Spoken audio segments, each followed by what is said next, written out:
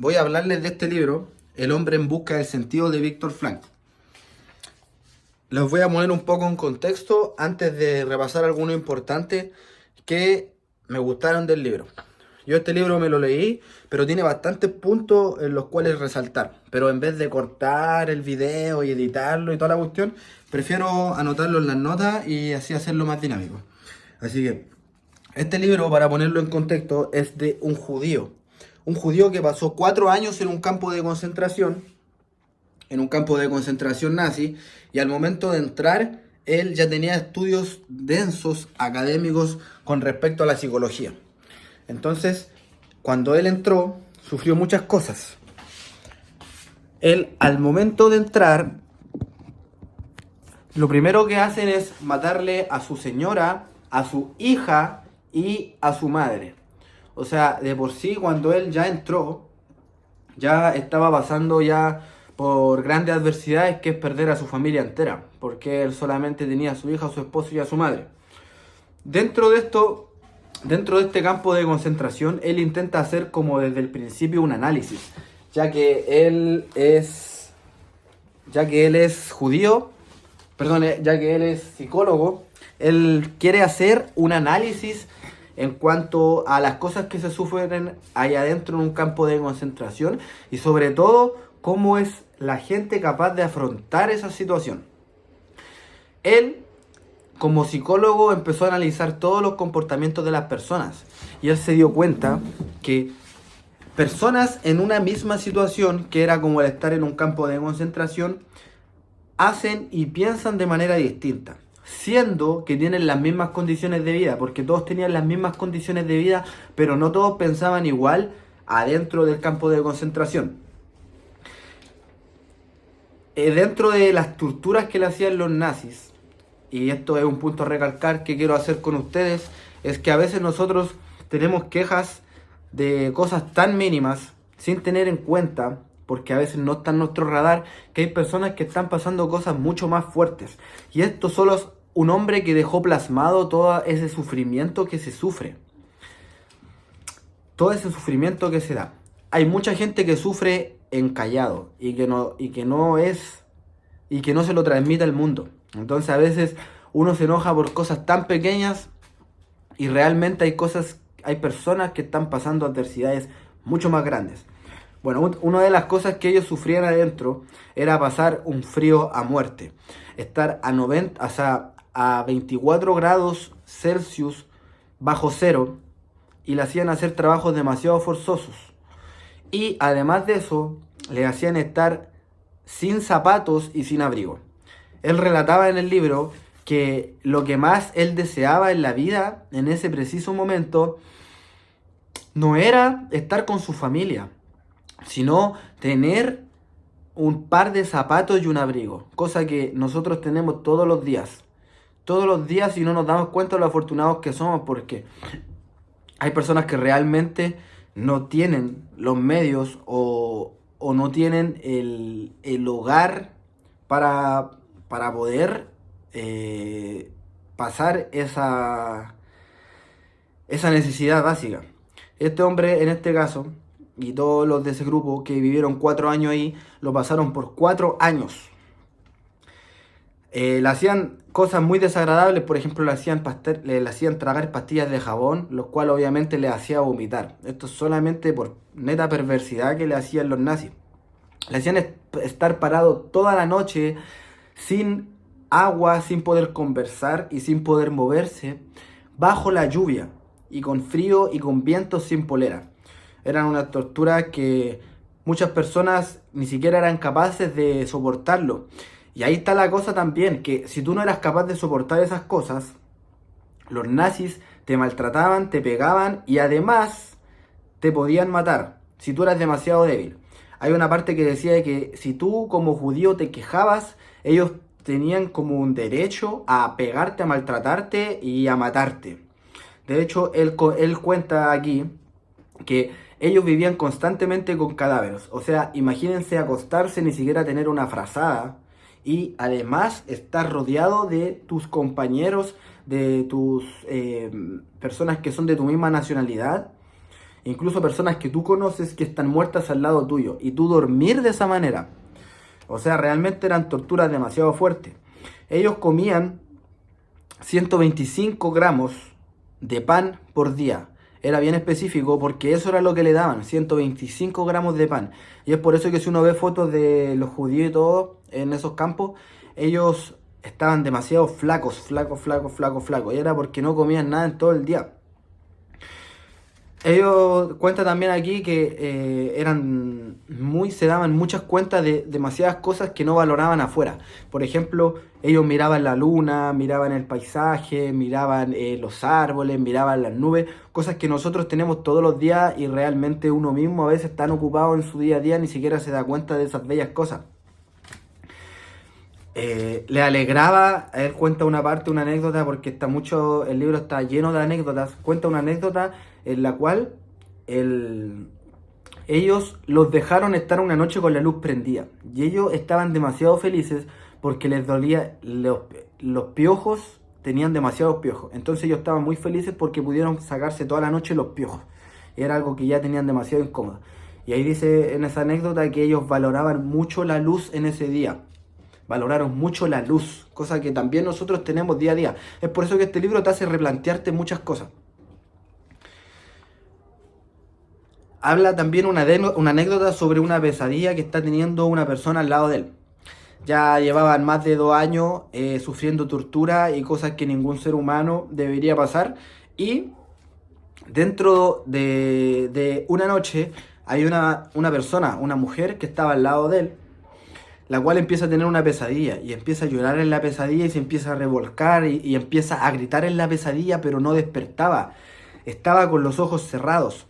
En ese momento el autor dice que le iba a despertar, y ahí deja una reflexión que dice que qué puede ser peor que lo que se está viviendo acá en la vida real, o sea, despierta.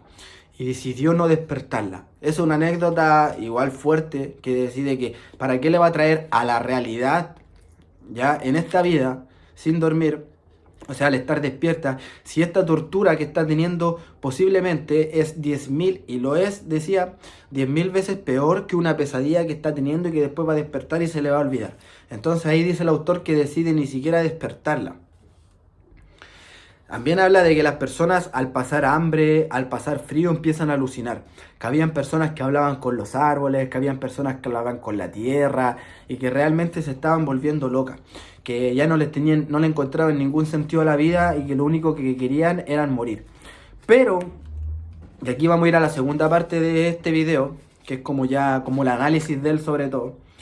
Él se da cuenta de que habían personas que si bien estaban alucinando, que bien sufrían, que bien tenían pesadillas y se estaban debilitando, habían personas que en la misma situación, porque todos estaban en esa misma situación, habían personas que en vez de debilitarse se estaban fortaleciendo, y eso era un punto que a él como psicólogo le daba mucho análisis, ¿ya? Él también cuenta que él, aunque haya perdido su familia, él tenía la fortaleza para poder acompañar, para poder darles un confort, para poder darles un hombro, un abrazo a las personas que estaban pasando por situaciones difíciles también allá adentro. También encuentra otra anécdota que les quería contar, que es de una persona que tenía 5 hijos y al momento de entrar le mataron a la señora y a los 5 hijos. O sea, él para tener 5 hijos, obviamente se decía que tenía como una vida, entre comillas, resuelta, o sea, tenía un buen ingreso, tenía un lugar donde tener a sus hijos de manera bien. Y esa era toda su familia, su madre, su señora y sus hijos, que eran 5. Y cuando entró se los mataron a todos. Y él, como psicólogo, algo que observaba es que esa persona que podría ser una de las que estuvieran más debilitadas porque le arrebataron todo, su señora y su hija, era una de las personas más fuertes adentro del campo de concentración y era la persona que más animaba. Y él decía que el pasar adversidades, cuando tú eres capaz de aceptarlas, y esto tiene que más o menos que ver con el estoicismo, que es es aceptar tu vida cuando no tiene tu control. En este caso, aunque era algo muy doloroso, él lo aceptó e incluso sirvió de apoyo para muchas personas de la casa. Entonces, esa es una reflexión que también te deja mucho que pensar, porque hay personas que no sé,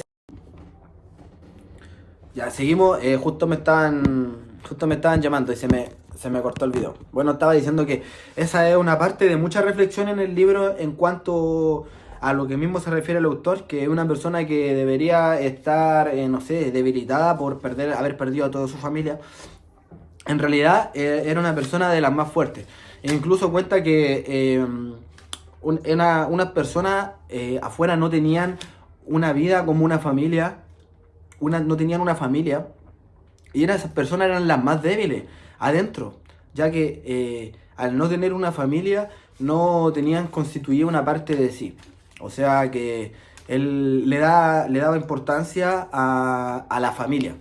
También le daba la importancia al hombre en sí como al padre de familia que luchaba por un propósito en común. Por ejemplo, él decía que él era fuerte porque a él le mataron su familia y él era el que quedaba como el legado de la familia y que tenía que seguir guerreando y aceptar su realidad, y eso tiene que ver mucho con el estoicismo. Pero realmente es sorprendente que una persona que haya perdido toda su familia tenga esa actitud ante la vida, y incluso más aún capaz de darle ese confort a las personas que eran más débiles en cuanto a estar allá adentro. Entonces, antes de pasar a las reflexiones que tiene el libro, quería yo mismo hacer como una reflexión de que se den cuenta de que un hombre a las finales, mientras se tenga a sí mismo, aunque pase situaciones adversas, aún así puede tener la fortaleza para poder decidir su destino y la actitud que va a tomar sobre su destino.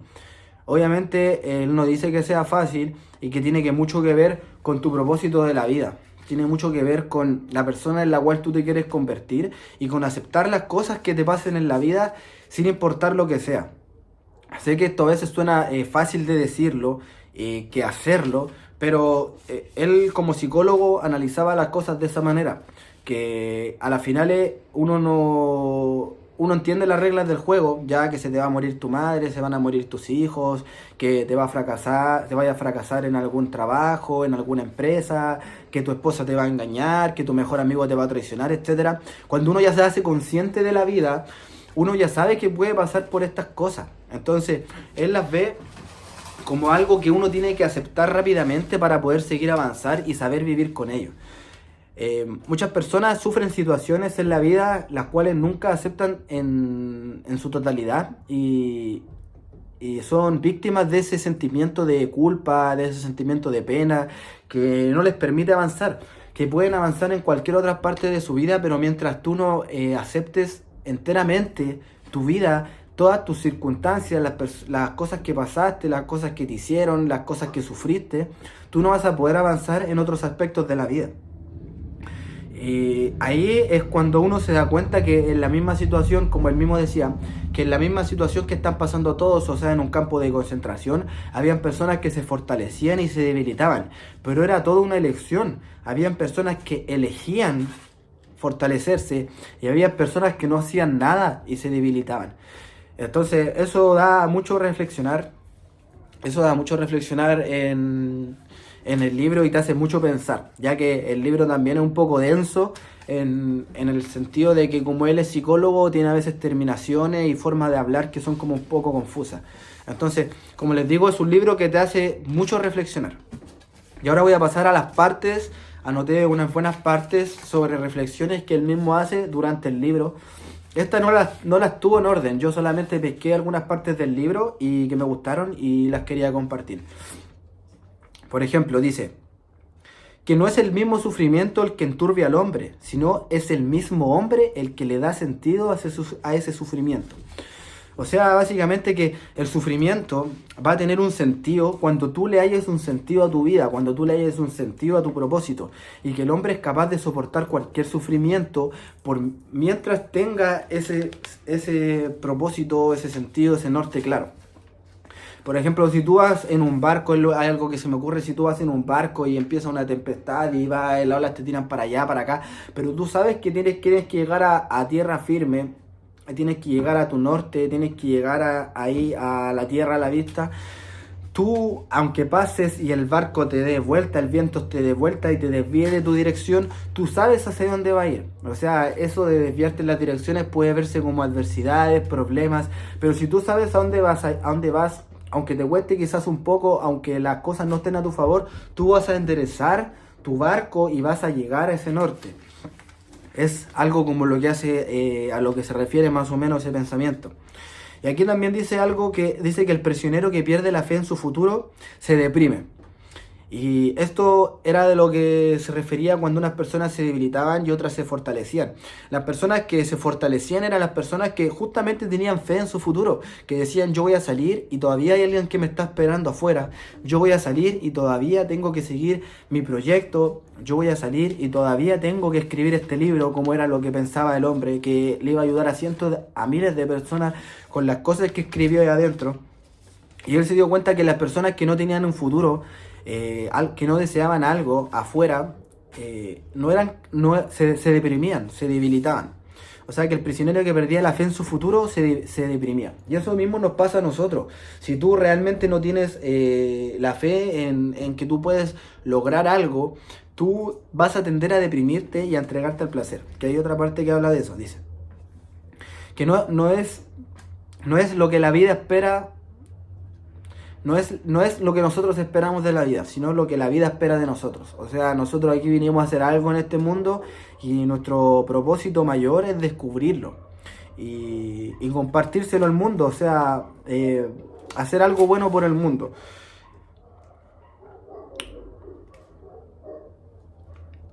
Ahí dice que el propósito sobre el placer, siempre llevar el propósito por encima del placer. Y la persona que se le entrega el placer es una persona que va a debilitarse mentalmente. El hombre está dispuesto a pasar cualquier dolor. Dice, el hombre se le puede arrebatar todo menos la libertad de pensamiento. O sea, la libertad humana de pensar y de actuar en base a su propio pensamiento, en base a ser él mismo como hombre y no al externo. A eso se refiere. Por ejemplo, ellos estaban pasando externamente torturas, muertes de familiares, muchos traumas estaban pasando, pero él decía que internamente uno puede crear su propio mundo y aún levantarse y aún así darle vuelta a eso internamente, sin importar lo que te puede hacer daño al entorno. Y eso muchas veces nos pasa, que nuestro entorno a veces nos condiciona y a veces, muchas veces no nos damos cuenta, pero el entorno, si bien es muy importante y hay que cuidarlo mucho, él dice que aún es más importante el diálogo que tú mismo tienes internamente. Cuando un hombre, incluso en situaciones trágicas, puede decidir quién quiere ser. A eso se refiere a que uno internamente puede ser fuerte independientemente de que su entorno no le esté ayudando a ser fuerte. O sea que él dice que es mucho más importante tu diálogo interno que el externo. Hay muchas cosas más en el libro que los invito a leer ese libro. Es un libro de mucha reflexión que lo hace replantearse muchas cosas, como le decía, por ejemplo, lo de a veces que uno no valora las cosas, que hay personas ahí que no sé, que le cortaban los brazos, que moría su familia, que querían un abrigo, que querían solamente un par de zapatos, que se alegraban por la luz, y muchas veces uno tiene todo eso y no lo valora. Entonces es un libro que te hace reflexionar mucho. Y para terminar, una conclusión mía, algo que de lo que más me marcó a mí es, bueno, el hecho de valorar esas pequeñas cosas. El hecho de que unas personas en una misma situación se fortalecían y otras se debilitaban. O sea, una misma persona que estaba viviendo una misma situación, unas mismas circunstancias, un mismo entorno, una se fortalecía y otra se debilitaba. Y que la clave para eso eran las personas que se fortalecían, eran porque tenían un objetivo claro, tenían un propósito claro y tenían una fe en su futuro, que a pesar de lo que estaban pasando, algo bueno les iba a pasar en el futuro. Y las personas que pensaban negativamente ante eso y no estaban aceptando la realidad que estaban viviendo, eran las personas que se debilitaban. Y pienso que hoy en día eso nos pasa mucho a nosotros. Entonces, si es por resumir una parte del libro, en mí sería eso, que hay personas que en las mismas circunstancias, unas se fortalecen y otras se debilitan. Y todo es porque una tiene un propósito claro, tiene un objetivo y tiene fe en su futuro y la otra no. Así que los dejo con esa reflexión. Espero que les haya gustado el video y que se animen a leer este libro, ya que es un libro espectacular. Y recuerden que esta persona era un psicólogo. Antes de entrar al campo de concentración ya tenía un denso estudio y desde ahí hace todo el análisis. Hice un resumen del resumen del resumen, pero el libro tiene muchas cosas interesantes que los van a hacer pensar mucho.